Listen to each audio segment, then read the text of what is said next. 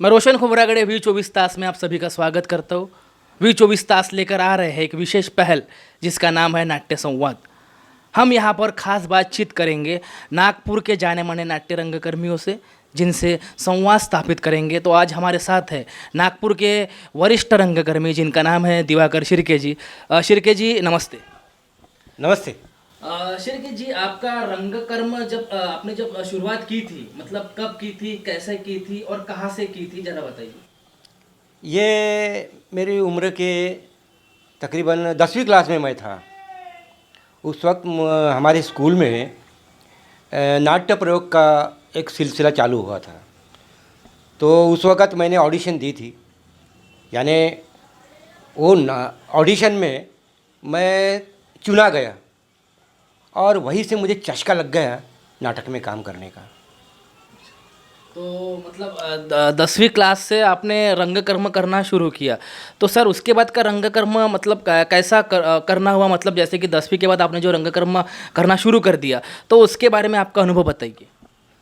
फिर पहला मेरा नाटक था बाल नाट्य, जो पुरुषोत्तम दारवेकर जी ने लिखा हुआ था। मास्टर जी कहते हैं जिन्हें। हाँ, नागपुर के बहुत बड़े रंगकर्मी पुरुषोत्तम दारवेकर जी।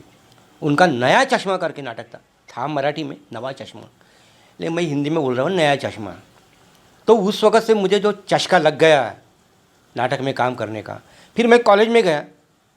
कॉलेज में जाने के बाद मुझे अच्छा चांस मिल गया है, मौका मिल गया है नाटक में काम करने का। मैं छोड़ता नहीं था मौके। ऐसे मौके मुझे खुद बुलाए गए या मैं खुद चला गया, ये मेरे सौभाग्य की बात है। तो जोगेंद्र कवाड़े जी का नाटक था, डायरेक्टर हमारे जोगेंद्र कवाड़े सर। अच्छा, मतलब जोगेंद्र कवाड़े वही सर जो पीपल्स रिपब्लिकन पार्टी के जो अध्यक्ष है, वही कि?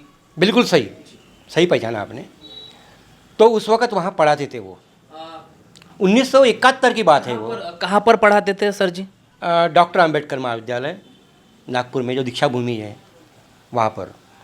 तो वो हमारे नाटक डायरेक्टर थे और को डायरेक्टर हमारे अशोक गोलघाटे जी। तो इनके साथ में मुझे जो नाटक करने का मज़ा आ गया, और नाटक का सिलसिला तकरीबन 3 महीने उसकी हमने प्रैक्टिस की। नाटक 3 अंकी था वो, अपराध मीच केला। उस नाटक में मुझे वकील का रोल था मैं बिल्कुल 19-20 साल का, लेकिन मुझे बुजुर्ग का रोल मिल गया, वकील का रोल। मुझे बड़ा मज़ा आ गया। मेरे साथ रंगकर्मी और भी थे, आज के प्रसिद्ध डॉक्टर कुलसंगे, कमलाकर डाहट, ऐसे व्यक्तियों के साथ मैंने काम किया उस वक़्त। सर जैसे कि आपकी उम्र कम थी उस वक्त और आपने एक मतलब एक ज्येष्ठ जो आदमी की भूमिका की थी, मतलब वकील की, आप इतने कम उम्र में। तो सर मुझे अनुपम खेर जी की याद आती है, जिन्होंने सारांश फिल्म में भी मतलब एक युवक थे, उस समय उनकी युवा काल में थे और उन्होंने एक रिटायर्ड पर्सन की भूमिका की थी। तो सर ऐसा कुछ लगा नहीं क्या कि कम उम्र में इतनी बड़ी भूमिका करना, उसका मतलब आपका अनुभव बताइए। मैंने जब ऑडिशन दिया था वो नाटक के लिए, तो मैंने सर से रिक्वेस्ट की कि मुझे ये रोल चाहिए वकील का। वो कितना बुजुर्ग है क्या है ये मुझे मालूम नहीं था, लेकिन वकील का रोल मुझे अच्छा लगा था और मैंने पूरी ईमानदारी से काम किया। वो उस वक़्त वो सर जाने मैंने कैसा किया, क्या किया, ऑडियंस जाने। शिर्के जी, जैसे आपने जहाँ से रंगकर्म की शुरुआत की थी, मतलब आपका काल उस वक्त जो आप रंगकर्म करते थे, सच में वो अलग काल होगा कि उस वक्त जैसा रंगकर्म होता था शायद इस वक्त ना होता हो, या कुछ 19-20 का फ़र्क होता हो। तो सर उस वक्त के रंगकर्म से लेकर तो यहाँ तक के जो आप रंगकर्म को किया, आपने अनुभव लिया, तो ये बदलते रंगकर्म को आप कैसे देखते हो? इस नाटक के साथ साथ मैं पथनाट्य भी किया करता था। हमारी बहुत बड़ी टीम थी उस वक़्त। मुझे ऐसा लगता था कि मैं समाज के लिए कोई मिशन में काम कर रहा हूँ। जैसा देखो, जैसे कलकत्ता में रंगभूमि हुआ करती थी। हाँ, मतलब बहुत फेमस नाम का बादल सरकार जी। हाँ। बहुत बड़ा नाम है, या फिर उत्पल दत्त जैसे। हाँ जी, उत्पल दत्त और बादल सरकार और बहुत माने हुए रंगकर्मी थे। बहुत सही कहा आपने। तो उसी प्रकार की रंगभूमि अपने नागपुर में भी थी। अभिनव कला निकेतन, जिसमें दादाकांत धनविजय निर्देशन करते थे, अमर राम टेके जी, प्रभाकर दुपारे जी, अशोक जाम्बुलकर जी, इनके साथ में मैंने उस वक़्त वो पथनाट्य की, हर साल हम करते थे पथनाट्य, संजय जीवने जी, इनके साथ साथ मैं फिर बाद में नौकरी में पक्का हो गया। पहले कच्चा था, फिर बाद में मेरा तबादला हो गया, फिर मैं कहीं दूर कहीं मलकापुर में जा बसा। तकरीबन 90 तक मैं नागपुर में नहीं आ सका। मैं नागपुर में आने के बाद फिर मुझे चांस मिला। मैं 1977 में नागपुर आकाशवाणी की ऑडिशन पास हुआ था। तो उस वक़्त अशोक जाम्बुलकर जी अभी फ़िलहाल में हैं। तो उस वक़्त गुणवंत होराट जी ने मेरी परीक्षा ली थी। उस वक़्त मैं पास हो गया था पहले ही झटके में। और वो हमेशा बुलाते थे, मैं जहाँ भी था, गोंदिया में रहा, मलकापुर में रहा, अकोला में रहा, वहाँ से मैं नाटक करने के लिए आता था। तो ये जैसा कि आपने कहा कि आप ड्यूटी मतलब आप जो जो काम करते थे, ये काम करते हो रंगकर्म करना, तो मतलब नागपुर से वहाँ जाना, फिर वहाँ से नागपुर में आना, तो ये ऐसा करते हुए आपने रंगकर्म को कैसे संभाले रखा? जी वो डेली नहीं बुलाते थे ना। वो कैसा है, 3-4 महीने में एक बार बुलाना होता था, तो हमको छुट्टी मिला करती थी और हम किसी तरीके से बिल्कुल मिस नहीं करता था मैं प्रोग्राम वो, क्योंकि मुझे उसके बारे में काफ़ी दिलचस्पी है। नाटक का प्रोग्राम मिस करना यानी अपने लाइफ की बर्बादी करना, ऐसा मैं सोचता था। नौकरी भी ज़रूरी है और ये भी ज़रूरी है, दोनों ज़रूरी थे उस वक़्त।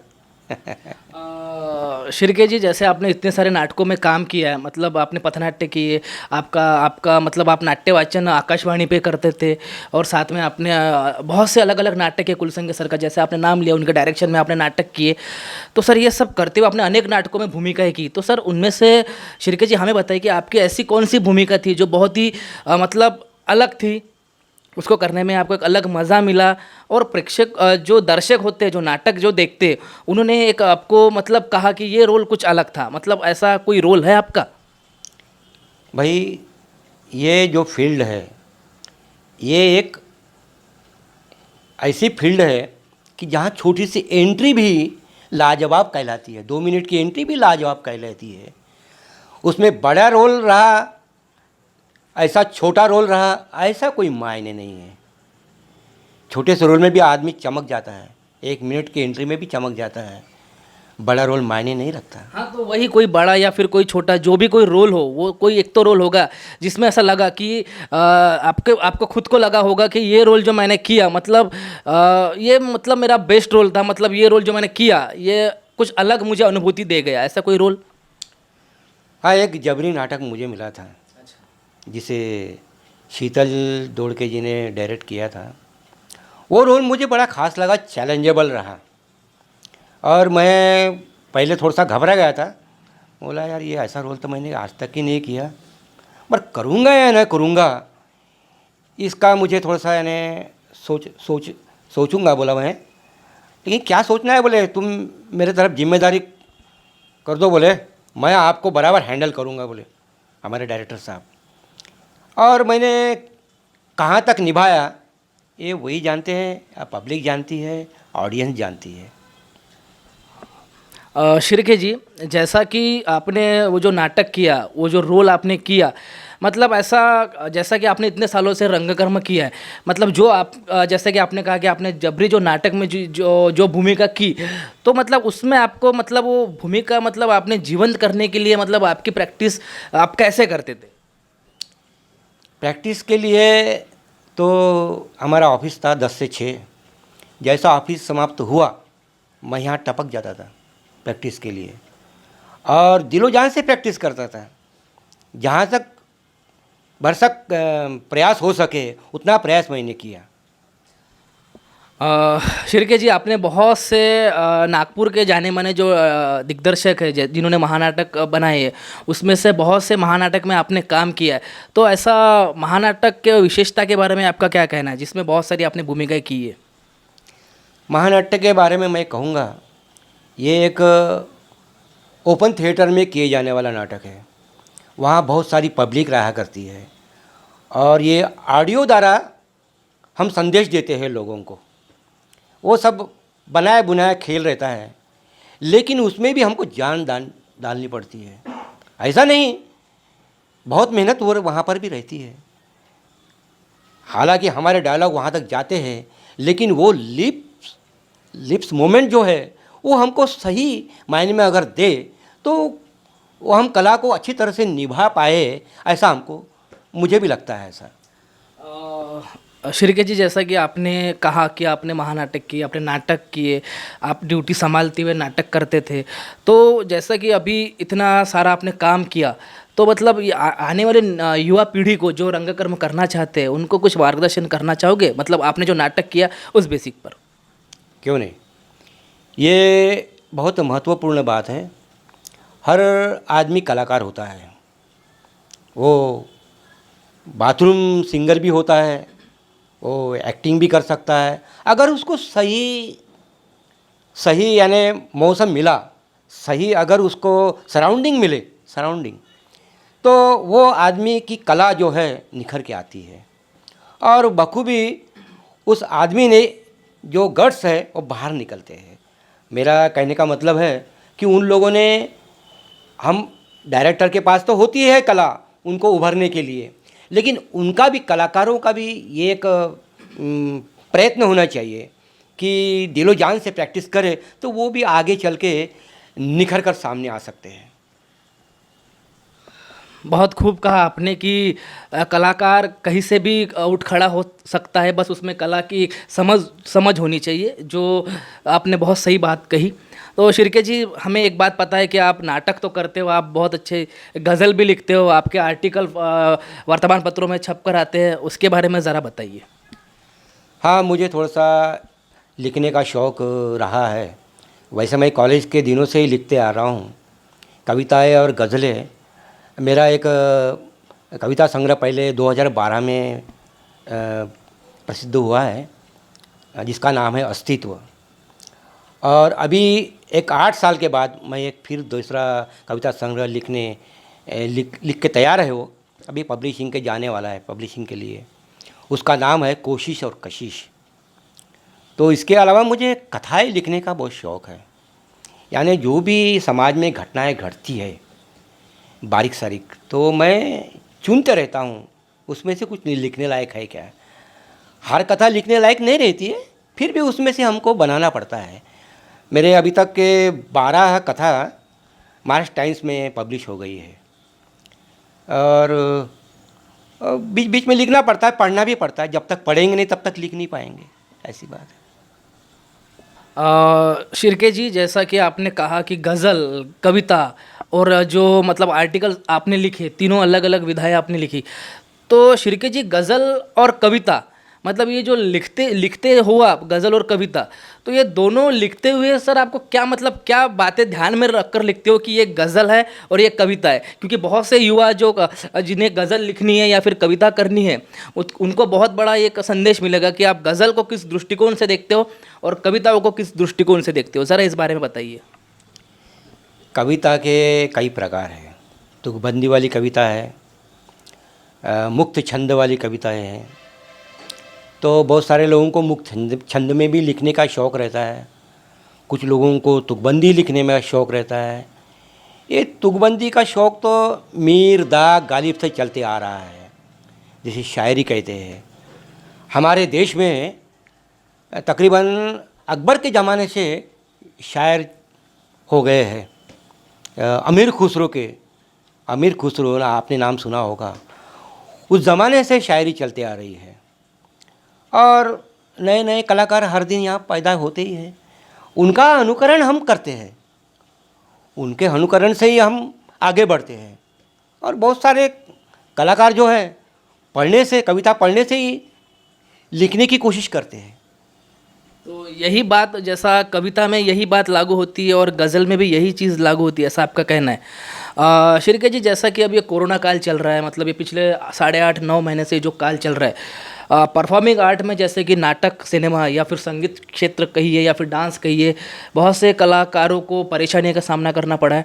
बहुत से लोगों के मतलब रोजगार छीन चुके हैं। और हाँ, आज कल ये कोरोना का समय तो कम हो रहा है, तो ये जो परेशानियों का सामना करना पड़ा, गवर्नमेंट ने बहुत कुछ कहा लेकिन किया नहीं, उसके बारे में आपका क्या कहना है? ये देखो, ये राजनीति है, इसके बारे में मैं ज़्यादा बोलना नहीं चाहूँगा कि असलियत क्या है सरकार हमें दिखाती नहीं। सारे विश्व में ये फैलाया गया है, असलियत क्या है हमें कोई बताता नहीं। आज कहेंगे तुम पॉजिटिव हो, कल कहेंगे तुम निगेटिव हो। नासिक से निकला हुआ आदमी, निगेटिव निकला हुआ आदमी बम्बई में पॉजिटिव हो जाता है। इसके बारे में मैं ज़्यादा बोलना नहीं चाहता, ये साइंटिस्ट और संशोधन वाली बात है। जी शिर्के जी, जैसा आपने कहा कि ये संशोधन वाली बात है, गवर्नमेंट इस बात को ज़रूर सोचेगी और कहेगी कि इस पर संशोधन करना चाहिए। बहुत सही कहा आपने। शिर्के जी, मतलब आने वाले समय में आपका कोई नया प्रोजेक्ट है या कोई किताब जैसे कि लॉन्च होने को है, या फिर कोई कविता आप लॉन्च कर रहे हो या फिर कोई गज़ल लिख रहे हो, कुछ कहोगे? हाँ, अभी इस कगार के ऊपर है वो कविता संग्रह, जिसका नाम मैंने अभी बताया है, कोशिश और कशिश उसका नाम है। और उसमें वो पब्लिशिंग होने के बाद आपको पता ही चल ही जाएगा। चलो, बहुत बहुत शुक्रिया जी शिर्के सर आपका। धन्यवाद सर। आपने एक बहुत बड़ा समय निकाला और हमारे प्रेक्षक जो दर्शक है, आपको जो देख रहे हैं, उनसे आपने संवाद स्थापित किया, तो शुक्रिया आपका। धन्यवाद सर। तो ये थे नागपुर के जाने माने रंगकर्मी, वरिष्ठ रंगकर्मी, जिनका नाम था दिवाकर जी शिर्के। दोस्तों, 24 तास पर जो नाट्य संवाद का जो प्रोग्राम है, वहाँ पर हम नागपुर के रंगकर्मियों, जिनमें वरिष्ठ रंगकर्मी कहिए या फिर युवा रंगकर्मी जो नागपुर से आते हैं, यहाँ हम उनसे खास बातचीत करेंगे।